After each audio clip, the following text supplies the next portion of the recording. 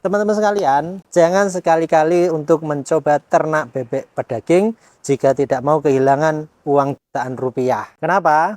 Karena sebagian besar peternak pemula bebek pedaging itu belum memahami kesalahan fatal untuk ternak bebek pedaging.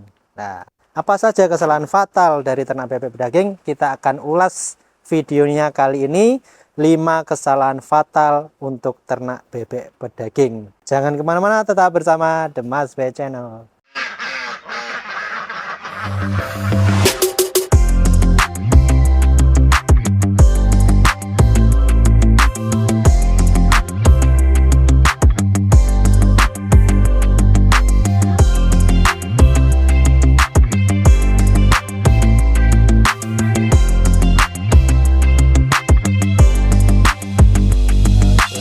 Menemukan resep-resepnya atau pola-pola budidaya di sana.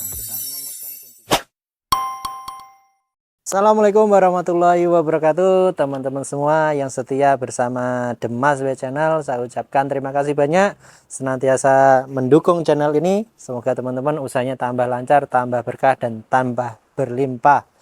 Baik teman-teman, kali ini kita akan berbagi tips ya untuk bagaimana agar peternak pemula bebek pedaging itu tidak gagal. Karena pengalaman saya banyak sekali teman-teman yang datang ke rumah saya ke peternakan ke Blitar ini yang bertanya dan juga banyak yang mengeluh juga. Nah, karena sebagian besar itu peternak pemula dan banyak sekali yang gagal untuk ternak bebek pedaging. Oleh karena itu teman-teman, ingin saya bagikan tips agar kita tidak gagal sebagai peternak pemula untuk budidaya ternak bebek pedaging. Nah, paling tidak ada 5 kesalahan fatal yang harus teman-teman pahami agar tidak terjerumus dalam jurang kegagalan, karena akibatnya tidak hanya rugi tenaga tapi juga rugi uang jutaan rupiah. Yang pertama itu karena sebagian besar teman-teman peternak pemula itu belum memahami betul terkait dengan ternak bebek pedaging. Nah, ini syarat pertama yang harus teman-teman pahami sebelum memulai usaha ternak bebek pedaging. Teman-teman harus tahu dulu ilmunya tentang jenis-jenis bebek, ya, kemudian bagaimana pakannya, bagaimana kandangnya, dan itu kan pengetahuan awal yang harus teman-teman pahami sebelum memulai ternak bebek pedaging ini, sehingga juga nanti akan siapkan ya sebelum memulai, sudah tahu ilmu juga akan mempersiapkan apa saja yang perlu dibutuhkan, termasuk kandang, bentuk kandang, kemudian nyari bibitnya di mana, nanti yang tidak kalah penting jualnya kemana.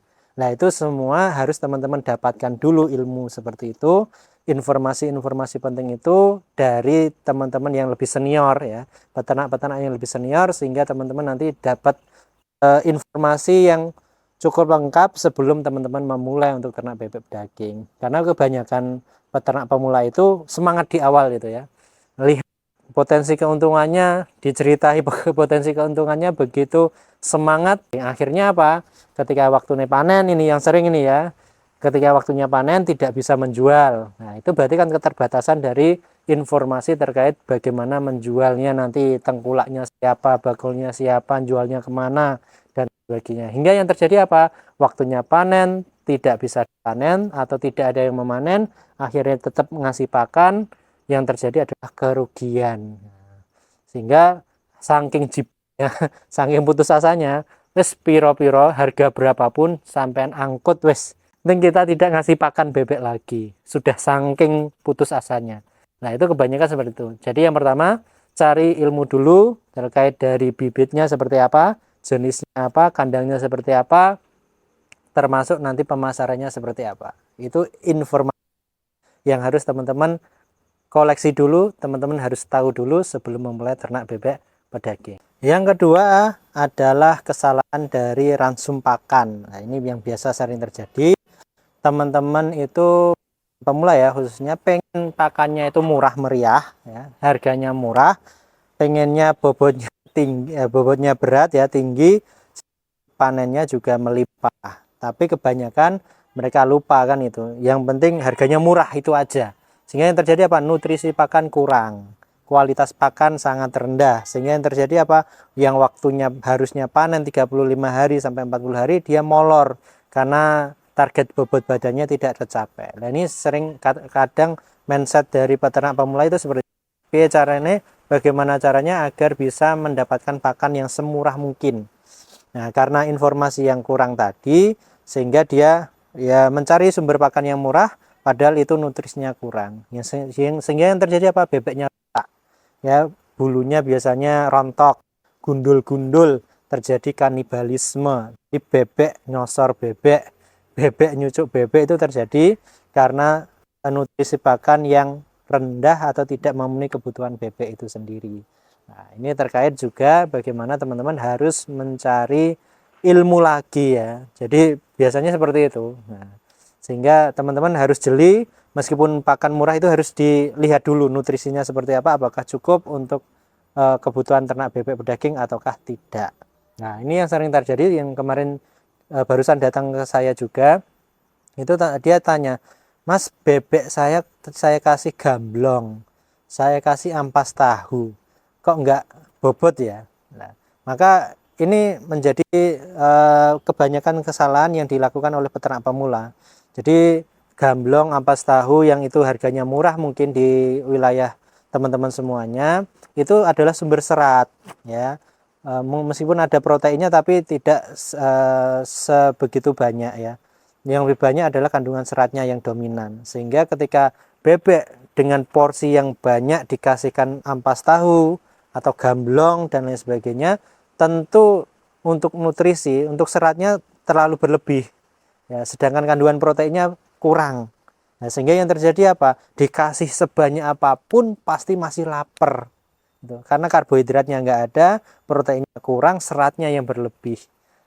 Nah, itu salah satu contoh kesalahan dari peternak pemula. Pengen harga murah, pakannya murah, tapi hasilnya mengecewakan. Sehingga akhirnya apa?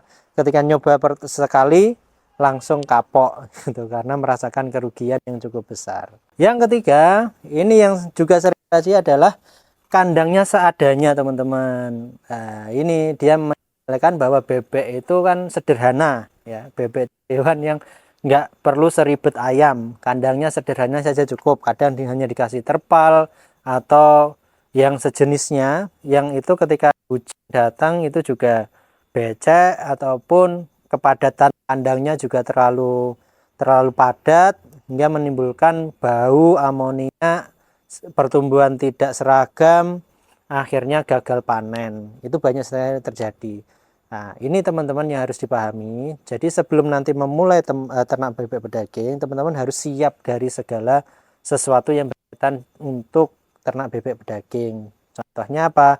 Dari segi modal. Misalnya kalau kita mau melihara 100 ekor, maka modalnya harus cukup dulu. Nah, jangan seadanya, modalnya hanya 1 juta misalnya, tapi ingin melihara bebek 100 ekor. Nanti di tengah perjalanan bingung ya. Mau ngasih pakan bingung. Akhirnya apa? Dipakan seadanya, pertumbuhannya lambat. Begitupun kandang. Kandang harus siap dulu, teman-teman. Jadi jangan menyepelekan. Ketika teman-teman belum siap kandang, saya sarankan jangan beli DOD dulu. Jadi siapkan kandangnya dulu.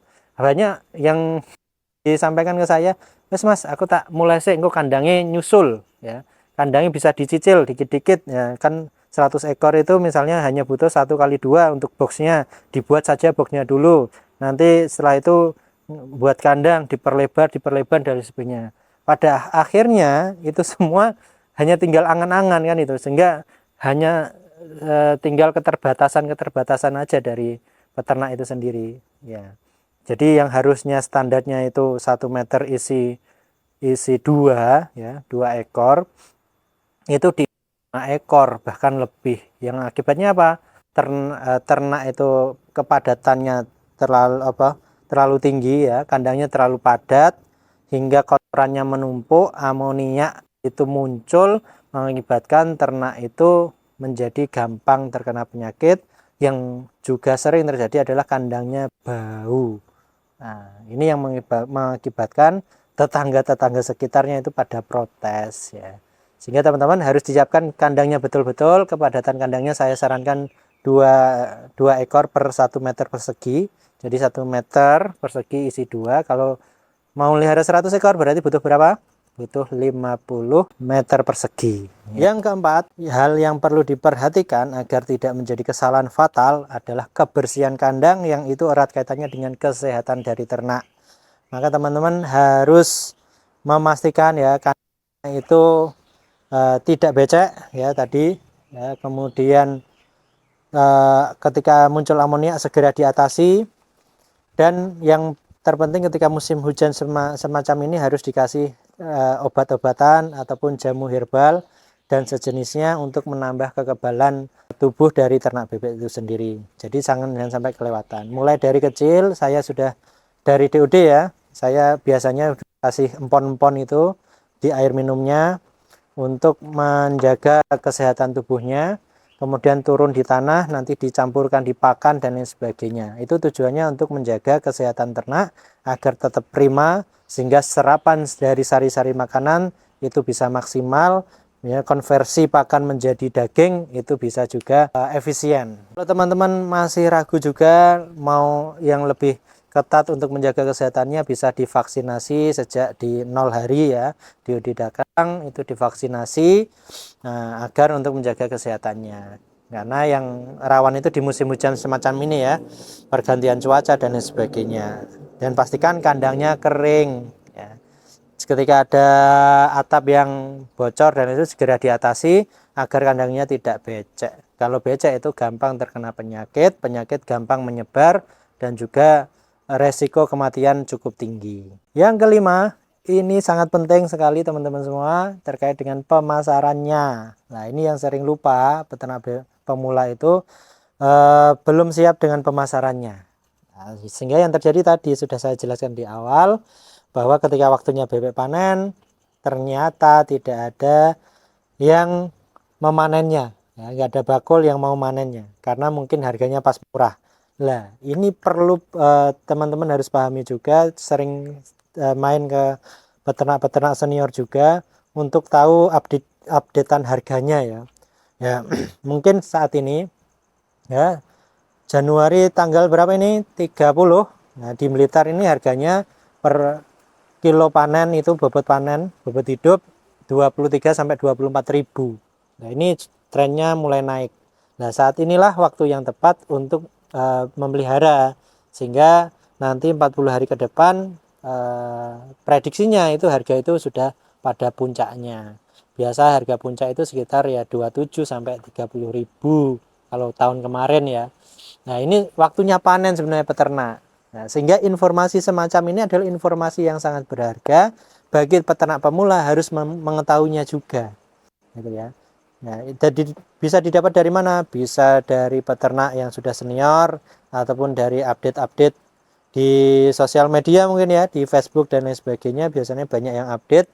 Nah, cirinya adalah ketika banyak orang atau bakul yang mulai mencari dagangan, itu ciri-ciri harga bebek pedaging itu mulai meningkat ya. Mulai banyak yang minat, mulai banyak yang mencari untuk panenannya.